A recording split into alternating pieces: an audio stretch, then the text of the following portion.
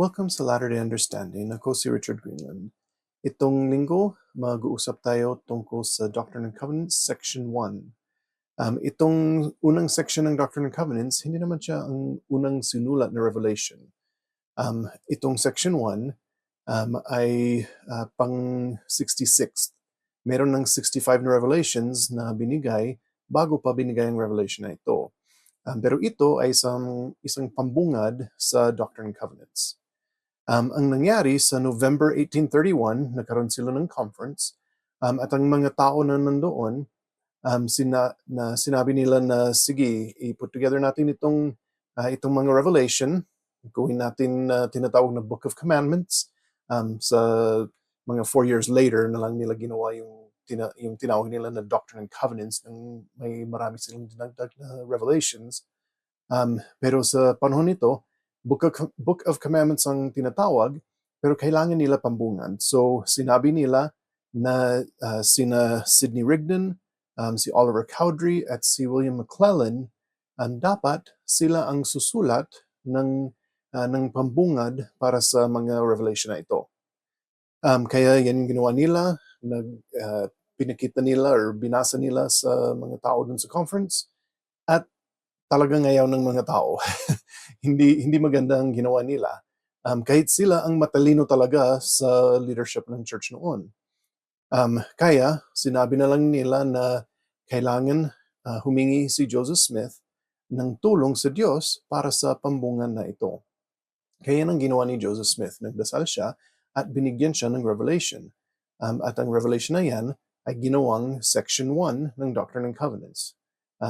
At kagaya ng mga pambungad sa mga ibang aklat, ang dahilan ng pambungad ay para ipakita kung ano ang dahilan kung bakit may aklat na yan.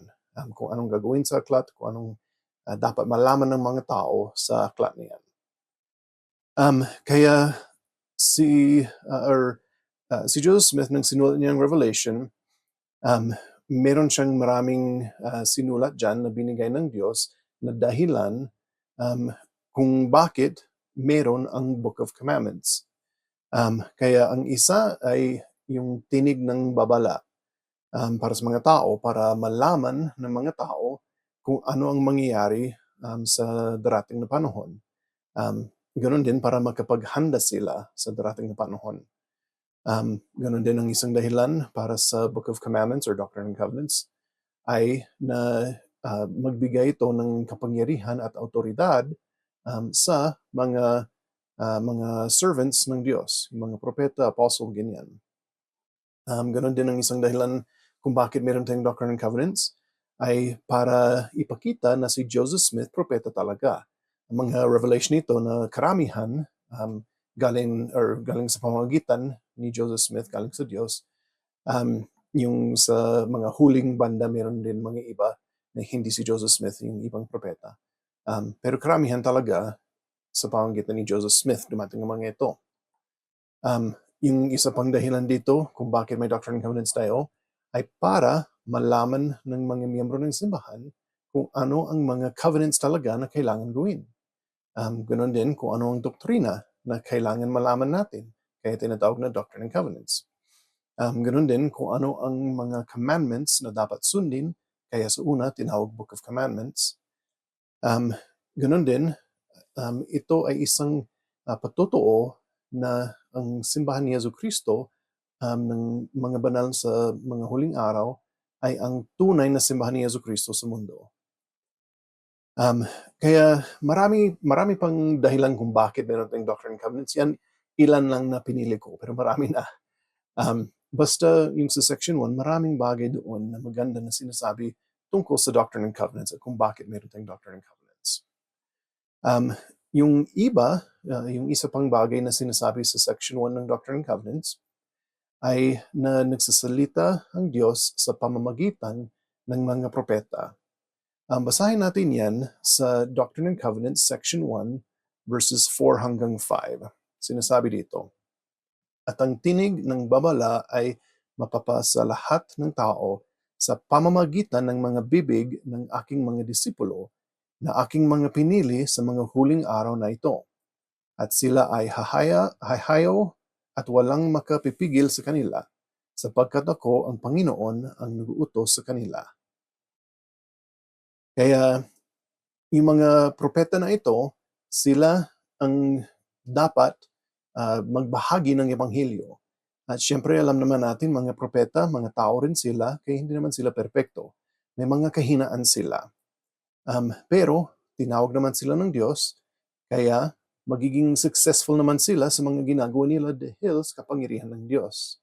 Basahin din natin yan sa Doctrine and Covenants section 1, verses 23 hanggang 24.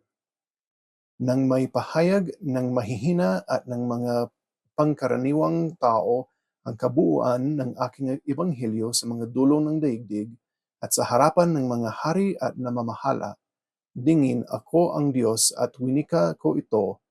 Ang mga kautosang ito ay mula sa akin at ibinigay sa aking mga tagapaglingkod sa kanilang kahinaan, alinsunod sa pamamaraan ng kanilang wika, upang mangyaring makaunawa sila. Kaya isipin din natin na itong pangako ay para sa atin din. Kahit may mga kahinaan tayo, makakayanan natin dahil sa kapangyarihan ng Diyos.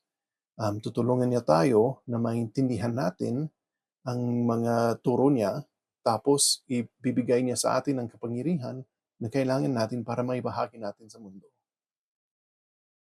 Kaya yung pagsasalita ng Diyos, kung minsan iniisip natin na pag nagsasalita ang Diyos, magiging pareho sa Old Testament na halimbawa pumunta si Moises sa isang bundok at nagsalita ang Diyos sa kanya, o siguro kagaya ng first vision na nakita talaga ni Joseph Smith, si Heavenly Father at si Jesus Christ, nagsalita sila sa kanya. Pero sa karamihan, lalo sa para sa atin, ang pagsasalita ng Diyos sa atin ay hindi sa pamamagitan ng isang malakas na tinig. Para sa atin, ang paraan na nagsasalita ang Diyos para sa atin or sa atin para sa mga bagay tungkol sa ebanghelyo niya ay sa pamamagitan ng mga propeta. Basahin natin sa Doctrine and Covenants section 1, verse 38. Kung ano ang sinabi ko ang Panginoon ay sinabi ko at hindi ko ipinagpapaumanhin ang aking sarili. At bagamat lilipas ang kalangitan at ang lupa, ang aking salita ay hindi lilipas, kundi matutupad lahat, maging sa pamamagitan ng sarili kong tinig o sa tinig ng aking mga tagapaglingkod, ito ay gayon din. Kaya pareho lang kung galing sa Diyos mismo, kung galing sa Diyos tapos dumadaan sa propeta para umabot sa atin, pareho lang yan. Ang mga propeta, sila ang taga-salita ng Diyos. Kaya sila ang pwedeng magsabi sa atin kung anong dapat natin gawin. Kaya dapat sundin natin sila na parang galing sa Diyos mismo. Dahil talagang galing sa Diyos mismo, pero dumaan lang sa propeta. So ngayon, gusto kong ipakita sa inyo ang mga journal prompts na ito. Sana gamitin niyo ito sa journals ninyo para mag-isip kayo ng mabuti tungkol sa mga bagay na ito. So una, ano ang narinig ko kamakailan mula sa propeta ng Panginoon?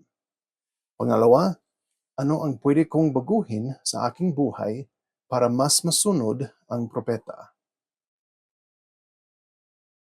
So sa section 1, malapit sa huling bahagi ng section, yung Panginoon, nag-testify siya, nagpatotoo siya mismo na ang simbahan niya, yung The Church of Jesus Christ of Latter-day Saints, yan talaga ang tanging buhay at totoo na simbahan ni Yesu Cristo dito sa mundo. Basahin natin sa Doctrine and Covenants, section 1, verse 30. At gayon din, ang mga iyong binigyan ng mga kautosang ito ay magkaroon ng kapangyarihan, maitatag ang saligan ng simbahang ito, at may labas ito mula sa kalabuan at mula sa kadiliman, ang tanging tunay at buhay na simbahan sa ibabaw ng buong mundo, na kung saan ako, ang Panginoon, ay labis na nalulugod, nangungusap sa buong simbahan at hindi sa bawat isa lamang. Kaya ang ibang mga simbahan sa mundo, meron naman talaga silang katotohanan. Hindi lang buo ang katotohanan nila. Dito sa simbahan ni Jesucristo, meron tayong buong katotohanan. Hindi naman ibig sabihin na alam natin ang lahat-lahat-lahat, pero ang lahat ng kailangan para sa kaligtasan ng tao, meron. Yan ang kabuuan ng Ebanghelyo, ay kung ano ang kailangan para sa kaligtasan. Kaya pag nag-uusap tayo sa miyembro ng ibang simbahan, hindi naman ibig sabihin na sabihin natin na, ay, pangit ang simbahan ninyo dahil kulang kayo ng katotohanan. Hindi talaga ganyan. Siyempre, iniimbitahan natin sila na maghanap ng mas maraming katotohanan. Dalhin nila ang katotohanan na meron na sila, na maganda yan, pero dagdagan natin dahil meron naman ang lahat ng katotohanan na kailangan natin dito sa simbahan ni Jesucristo.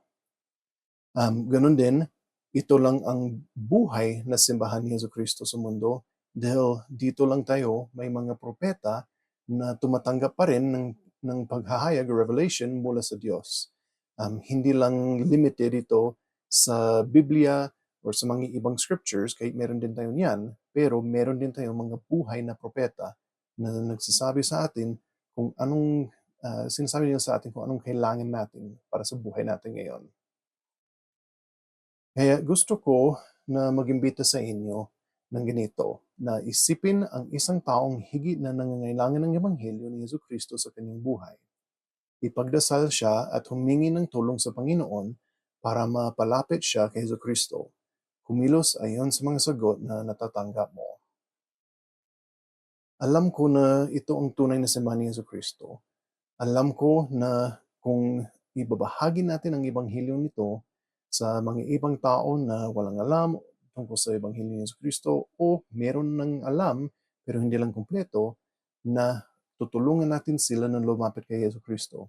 At ganoon din sa pamamagitan ng pagbabahagi natin, tutulungan din natin ang sarili natin na lumapit mas lalo kay Jesucristo. Kaya sana gawin natin ito palagi, na ibahagi natin ang Ebanghelyo sa mga paraan na madali para sa atin or kahit hindi madali yung makayanan natin. At syempre, kung kailangan natin ng tulong, humingi tayo ng tulong sa Diyos. At itong iniwan ko sa pangalan ni Jesucristo. Amen. Sige, so sa next week, ang pag-aralan natin ang first vision ni Joseph Smith. At mahahanap yan sa mahalagang perlas sa Joseph Smith History, Chapter 1, verses 1 hanggang 26. Salamat sa panonood.